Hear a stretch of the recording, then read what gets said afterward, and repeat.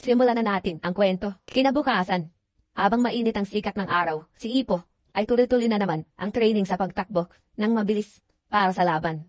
Okay, sige bata, pahinga muna tayo, sigaw ni Coach. Opo sir, sagot ni Ipo. At hingal na hingal si Ipo.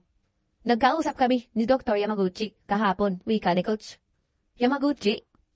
Nasabi niya na masyado pang maaga para lumaban kang muli. Mukha ngang maayos ka na, pero hindi pa tayo nakakasigurado doon. Hindi natin alam, pwedeng bumalik ang mga sugat mo o lumala pa ito. Ano sa tingin mo bata? Kaya ba ng katawan mo ang ganitong kahirap na training? Tanong ni Coach. At mukha naman masaya ang mukha ni Ipo. Habang si Coach ay hinihintay ang sagot ni Ipo. Kung ganoon Manong, nag-aalala pala kayo sa akin. Maraming salamat po, maraming salamat. Sabi nga ni Ipo kay Coach. Loko-loko, sagutin mo ang tanong ko, sigaw ni Coach. Kung kakayanin ba ng katawan ko? Sa ngayon, maayos pa naman ang pakiramdam ko, pero at napahawak si Ipo sa kanyang braso. Ano yun, banggit ni Coach? Ang mahabang laban ay sobrang mahirap, kaya hindi ito magiging madali lang para sa akin. Dahil doon, maaari pang mas lalo pang lumubha ang mga injuries ko sa laban at maaaring bumigay na nga ang mga hita ko at paa ko na hindi ko na may dalaw. Kung yun ang mangyayari, sabi nga ni Ipo, yun ang pinakamalalang pwedeng mangyari sa'yo bata, sabi ni Coach. Pero ang iniisip ko ngayon ay magiging ayos lang ako. Ibibigay ko pa rin ang lahat ng aking makakaya. Ano man ang mangyari, masayang sabi ni Ipo kay Coach Kamugawa. Habang sumusuntok si Ipo, sinasabi ni Coach na mahirap talaga ang mahabang laban. Lahat ay kinakabahan, kaya dapat hindi ka matalo sa laban. Alam ko po yun Coach, kaya hinahanda ko ang sarili ko para doon, sagot ni Ipo. At biglang may naalala si Ipo. Maliban sa atin Coach, hindi ba dapat mas nag-aalala kayo kay Takamura? Kasi hanggang ngayon, hindi pa rin siya nakababalik. Tanong ni Ipo, wala akong dapat ipag-alala sa taong yun. Basta boxing ang pag-uusapan. Mapapagtiwalaan yun. Kahit nasaan man siya ngayon, nakakasigurado akong nagtitraining yun, sabi ni Coach. Wow, sabi ni Ipo. Natuwang-tuwa, nakakagulat naman ang pagtitiwala nyo sa isa't isa Coach, banggit ni Ipo.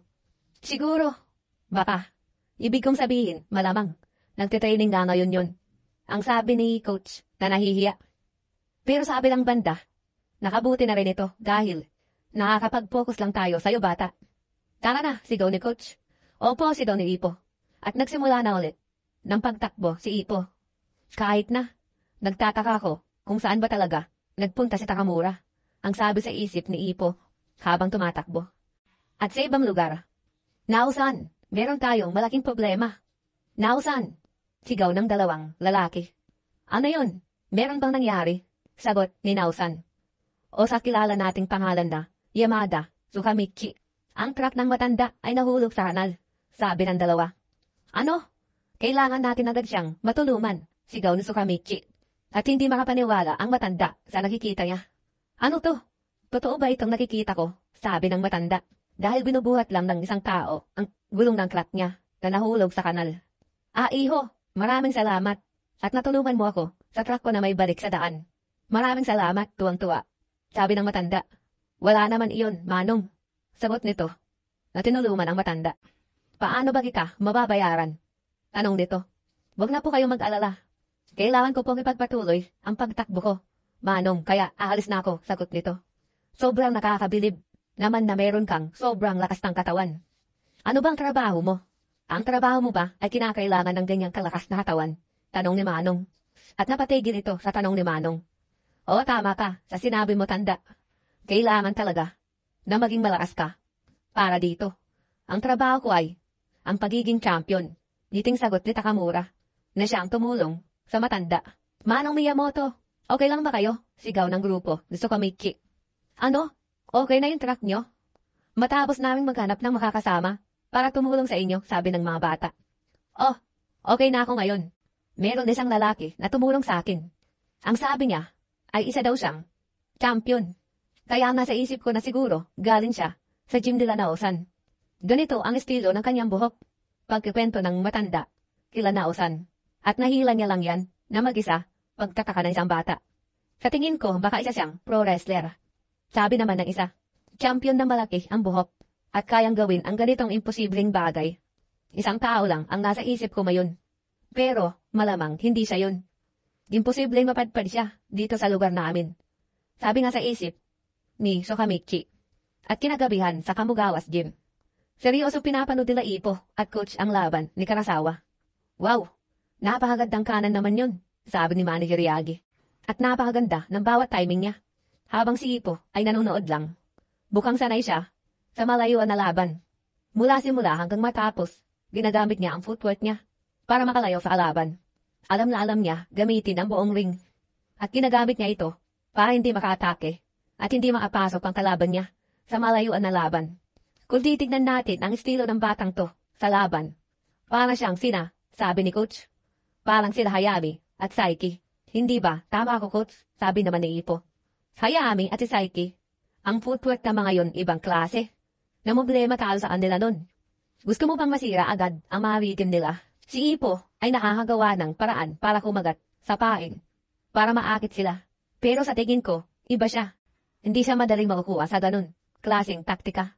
Pero kahit na, ang pupuntiryahin ko, ang katawan niya. Tama. Kung makakarami akong tama sa katawan niya, sabi ni Ipo. At sila Karasawa naman. Para akong sumusuntok ng isang batua, sabi ni coach nito. Habang sinusuntok ang tiyan ni Karasawa. Kahit na ang suntok ni Makonochi, ay para lang magiging malamya. Laban sa katawan na to. Paggayabang ni coach. Pero nagtataka pa rin ako.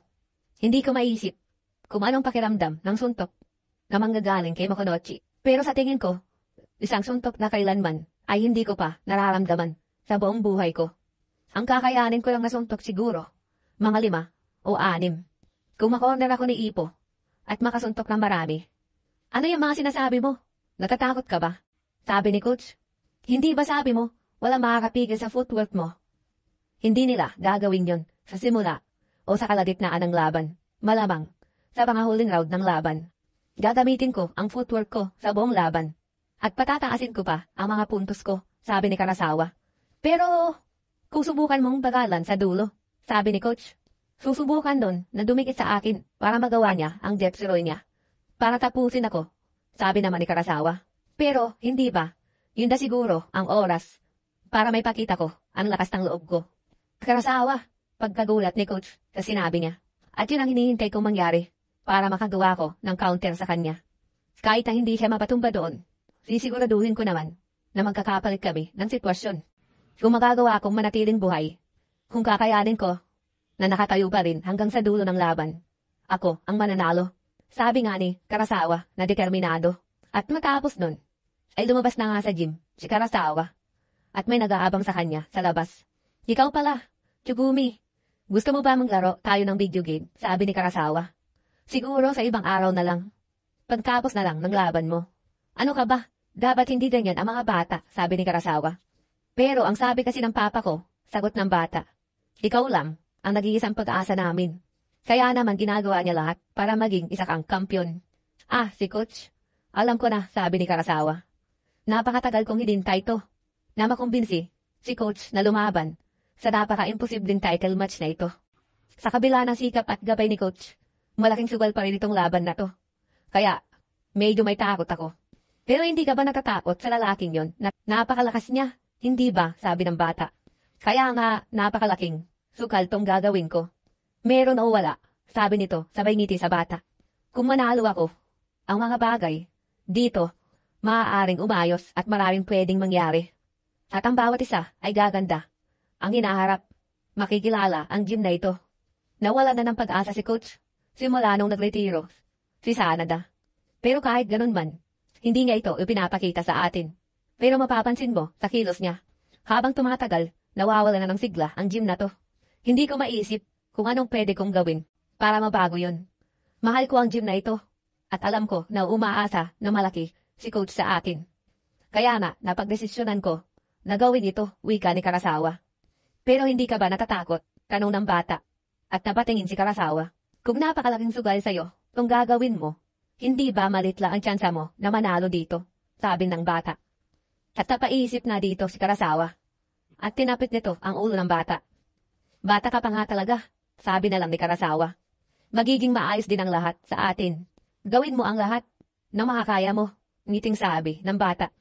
At umalis na si Karasawa at naglakad na ito pauwi. Habang si Ipo ay pauwi na rin ang batang yun. Bakit niya kaya tinanggap ang laban na to? Sabi nila Coach Kamugawa. At napaisip si Manager Yagi. Kasi dahil kailangan niya magsimula ulit sa simula. Sabi niya may kailangan siyang gawin. Oo, sinabi niya nga yun sa atin, hindi ba? Sagot ni Coach. Kinanggap niya ang laban, kahit alam niya, hindi magiging madali ang lahat. Ano kaya ang makukuha niya dito? Ang kahoy na trading na ginagawa niya ngayon, ay parang isang patalim na dalawa ang talim. Maaari niyang mapalakas palalo ang tibay ng katawan niya. Sa kabila nun, maaaring lumubha palalo ang mga nakaraang injuries niya. Ang tumatakbo nga sa isip ni Coach habang nakatingin sa bintana. Hindi kaya balak niya tapusin agad ang laban sa pamamagitan ng mga body blows ang nasa isip ni Manager Yagi. Ha? Ganun kaya, sabi ni Coach. Kahit sa laban na sigurado mo ang panalo mo, nananatili pa rin mahirap masabi ang kalalabasan ng laban. Hindi ko pa rin alam kung anong gustong subukan ng bata, sabi ni Coach. Hindi ba? Nakaka-interesado ito. Ang sabi naman ni Manager Yagi. Gusto ko malaman kung ano ba talaga ang kakalabasan. Gusto ko makakita ng kakaiba na mawawala lahat ng pangamba na tumatakbo sa isip na matandang ito, sabi ni Coach. At si Ipo habang papauwi ay iniensayo niya ang basics job niya. At dito nagtatapos ang chapter 576. Maraming salamat.